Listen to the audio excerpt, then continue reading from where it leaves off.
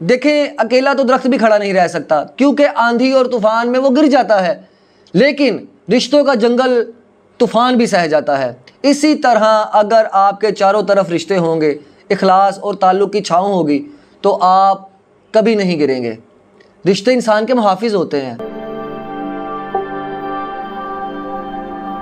السلام علیکم ناظرین، میرا نام ہے محسن رضا۔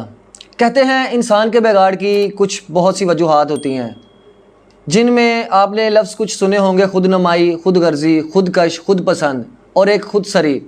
ان سب میں سب سے زیادہ خطرناک ہے خود سری، کیونکہ دیکھیں خود نمائی کبھی کبھار دوسروں کو متاثر کرنے کے لیے ہوتی ہے اور خود غرضی کبھی مصلحت میں آ کر رک جاتی ہے، لیکن خود سری یہ انسان کے اندر کا وہ زہر ہے جو نہ صرف اس کے اپنے رشتوں کو جلا دیتا ہے بلکہ دوسرے انسان کو قید بنا کر رکھتا ہے۔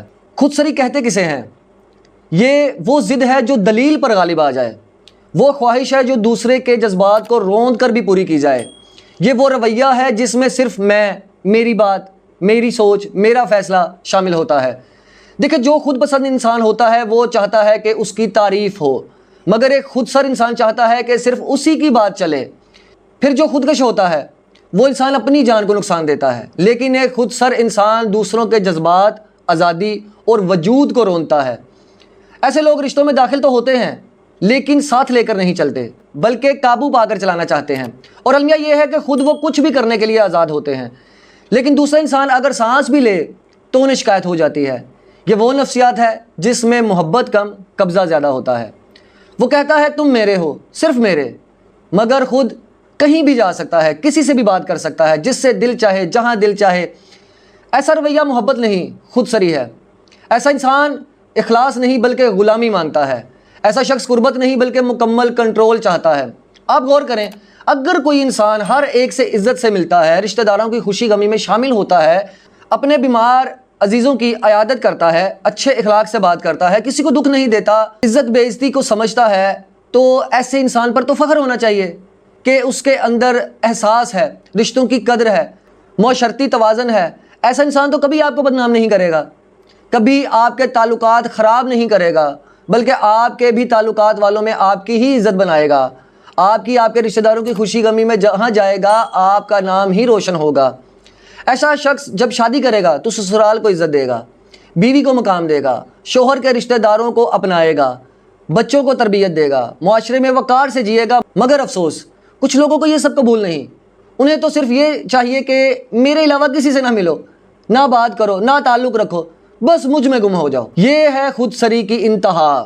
یہ وہ کیفیت ہے جس میں انسان رشتے کو تعلق نہیں قید سمجھتا ہے۔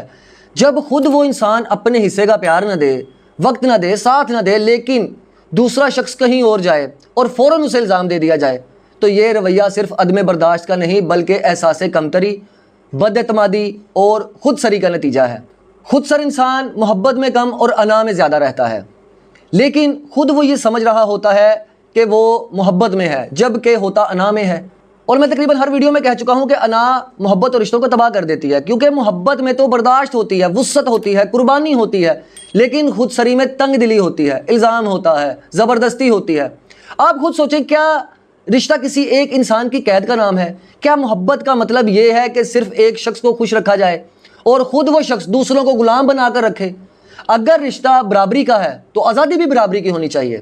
اگر اخلاص مانگا جا رہا ہے تو اعتماد بھی دیا جانا چاہیے۔ ایسا شخص جو ہر اچھائی میں شامل ہوتا ہے، دل سے دعا دیتا ہے، برائی سے بچاتا ہے، وہ اگر اپنے رشتہ داروں، دوستوں یا محفلوں میں شرکت کرتا ہے تو کیا یہ جرم ہے؟